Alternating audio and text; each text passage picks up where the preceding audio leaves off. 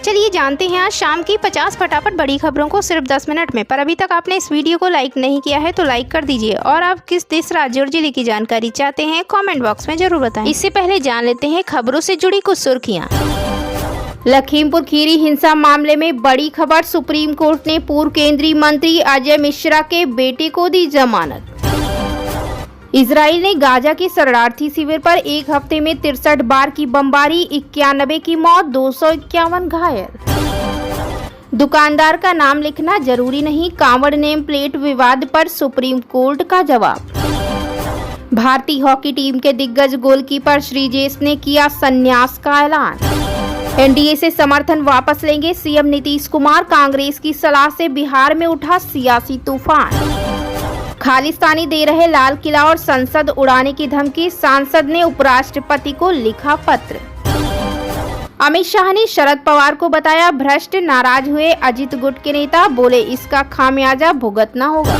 मुद्रा योजना की लिमिट 10 लाख से बढ़ाकर 20 लाख रुपए हुई, एमएसएमई को 100 करोड़ तक का लोन। न्यूजीलैंड में 2 लाख बच्चों के साथ अश्लील दुर्व्यवहार की रिपोर्ट ने मचाई सनसनी, पीएम ने मांगी माफी। राजस्थान के इन जिलों में होगी तेज बारिश, जारी हुआ रेड अलर्ट। लोकसभा में अभिषेक बनर्जी के ओपन चैलेंज के बाद हंगामा, स्पीकर से भिड़े टीएमसी सांसद। तो चलिए बढ़ते हैं दोस्तों अपनी पहली और बहुत ही महत्वपूर्ण खबर की ओर। यूपी के 2021 लखीमपुर खीरी हिंसा मामले में बड़ी जानकारी सामने आई है।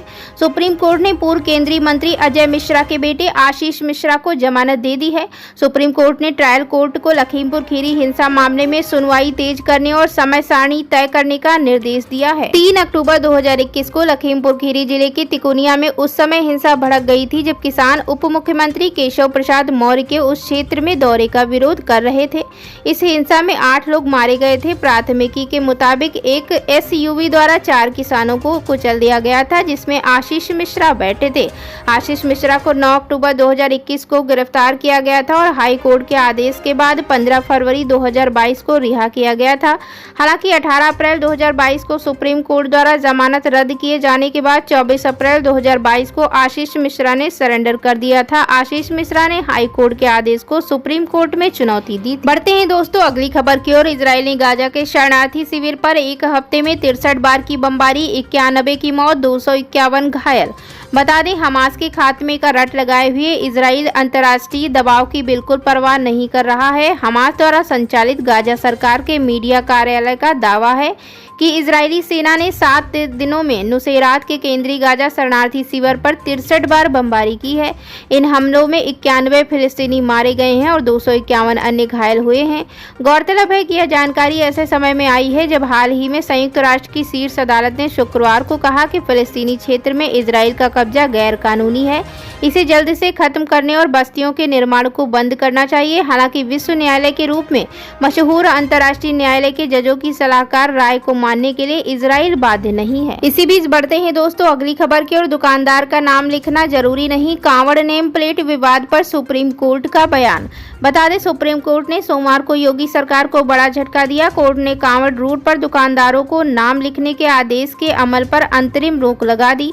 कोर्ट ने कहा दुकानदार खाने का प्रकार लिखें, अपना नाम लिखना जरूरी नहीं है। इसके साथ ही सुप्रीम कोर्ट ने उत्तर प्रदेश के अलावा मध्य प्रदेश सरकार और उत्तराखंड की धामी सरकार को भी नोटिस जारी कर जवाब मांगा है।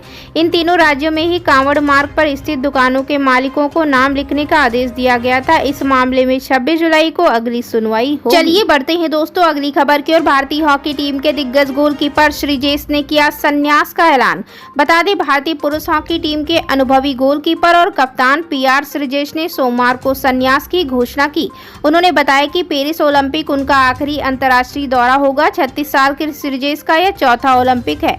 उनकी कप्तानी में भारत ने 2016 रियो ओलंपिक में हिस्सा लिया था और टीमें 8वें स्थान पर रही थी। हालांकि उन्होंने 2020 टोक्यो ओलंपिक में भारतीय टीम के साथ ऐतिहासिक कांस्य पदक जीता था। बढ़ते हैं दोस्तों अगली खबर की ओर। एनडीए से समर्थन वापस लेंगे नीतीश कुमार, कांग्रेस की सलाह से बिहार में उठा सियासी तूफान। बता दें कि बिहार में सरकार बदलेगी या सवाल सियासी गलियारों में उठने लगा है। इसकी वजह है कि बिहार को मौजूदा प्रावधानों में विशेष राज्य का दर्जा देने से केंद्र सरकार ने इनकार कर दिया है।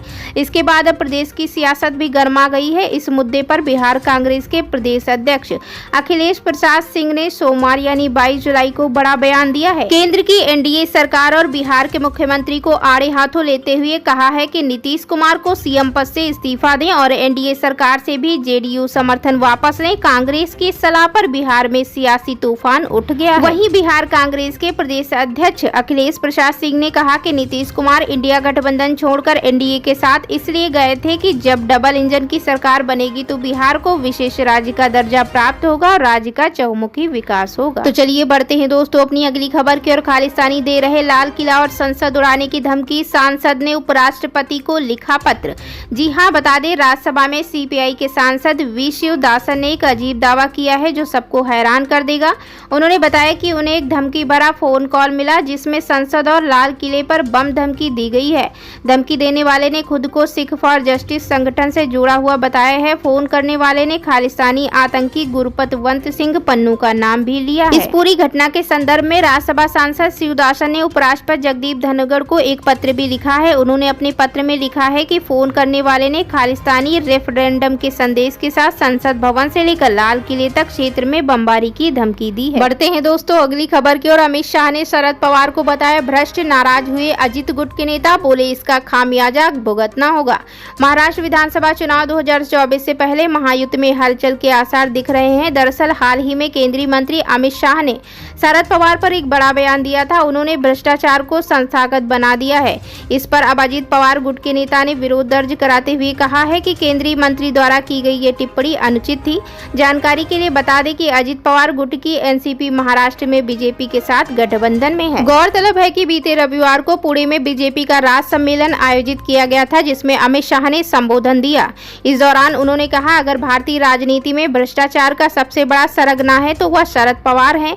इसको लेकर मेरे मन में कोई भ्रम नहीं है। मैं खुले तौर पर कह रहा हूं कि शरद पवार ने देश में भ्रष्टाचार को संस्थागत बना दिया है। बढ़ते हैं दोस्तों अगली खबर की ओर। मुद्रा योजना की लिमिट 10 लाख से बढ़ाकर 20 लाख रुपए हुई। एमएसएमई को 100 करोड़ तक का लोन। बता दें कि देश की वित्त मंत्री निर्मला सीतारमण ने मंगलवार 23 जुलाई को 7वीं बार बजट पेश किया है।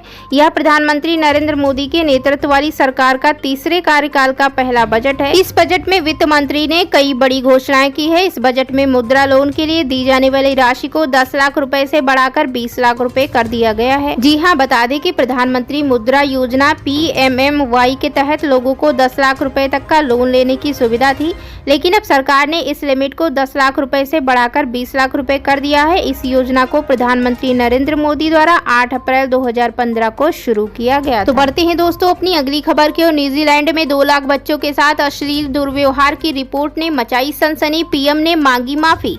जी हां, बता दें न्यूजीलैंड में देखभाल के दौरान 2 लाख बच्चों के साथ अश्लील दुर्व्यवहार किए जाने का मामला सामने आया है। न्यूजीलैंड की जांच में पाया गया कि देखभाल के दौरान 2 लाख बच्चों और कमजोर वयस्कों के साथ दुर्व्यवहार किया गया। इस निंदनीय कृत्य के सामने आने के बाद न्यूजीलैंड के प्रधानमंत्री क्रिस्टोफर लुक्सन ने माफी मांगी है। साथ ही इसमें सुधारों का वादा भी किया है। बता दें कि एक सार्वजनिक जांच में पिछले 70 वर्षों में राज्य और देखभाल में लगभग 2 लाख बच्चों, युवाओं और कमजोर वयस्कों के साथ दुर्व्यवहार किया गया था। इसी बीच बढ़ते हैं दोस्तों अपनी अगली खबर की ओर। राजस्थान के इन जिलों में होगी तेज बारिश, जारी हुआ रेड अलर्ट। जी हां, बता दें राजस्थान में सावन में भारी बारिश की संभावना है। मानसून ट्रफ लाइन भी सामान्य से दक्षिण में है। एक मानसून ट्रफ लाइन जैसलमेर और कोटा से होकर गुजर रही है। आने वाले दिनों में पूर्वी राजस्थान के कुछ स्थानों पर बारिश की गतिविधियां जारी रहने की संभावना है। जयपुर शहर, सवाई माधोपुर में बारिश का अलर्ट है। गरज के साथ बिजली गिरने की संभावना है। मौसम विभाग ने जयपुर शहर और सवाई माधोपुर में अलर्ट जारी किया गया है। बाराकोटा, झालावाड़ में येलो अलर्ट भी जारी किया गया है। पिछले 24 घंटों में कुछ लोग बारिश से परेशान रहे। जल भराव की समस्या का सामना भी करना पड़ा। जोधपुर में 60 mm, भीलवाड़ा में 33 mm, चित्तौड़गढ़ में 16 mm, एरिन में रोड पर 16 mm और 12 में 16 mm। जयपुर में रविवार सुबह कई इलाकों में बारिश हुई। बढ़ते हैं दोस्तों अपनी अगली खबर की ओर। लोकसभा में अभिषेक बनर्जी के ओपन चैलेंज के बाद हंगामा, स्पीकर से भिड़े टीएमसी सांसद। बता दें कि संसद में बजट पर चर्चा के दौरान पश्चिम बंगाल की डायमंड हार्बर लोकसभा सीट से तृणमूल कांग्रेस के सांसद अभिषेक बनर्जी के एक बयान पर हंगामा हो गया। अभिषेक बनर्जी ने बजट को जन विरोधी बताते हुए कहा कि ये 2 सहयोगियों के लिए तैयार किया गया। उन्होंने भारतीय जनता पार्टी के चुनावी नारों का जिक्र करते हुए भी सरकार को घेरा। अभिषेक बनर्जी ने कहा कि बीजेपी ने 2014 में सत्ता में आने से पहले अच्छे दिन का वादा किया था, लेकिन आने के बाद क्या किया। उन्होंने ग्लोबल हंगर इंडेक्स का जिक्र करते हुए कहा कि इन्होंने वास्तविक मुद्दों पर ध्यान दिया होता तो आज भारत 125 देशों की लिस्ट में 111 नंबर पर नहीं होता। तो दोस्तों, ये थी आज की 25 फटाफट बड़ी खबरें। अगर आपको न्यूज पसंद आई हो तो वीडियो को लाइक और शेयर जरूर करें। धन्यवाद।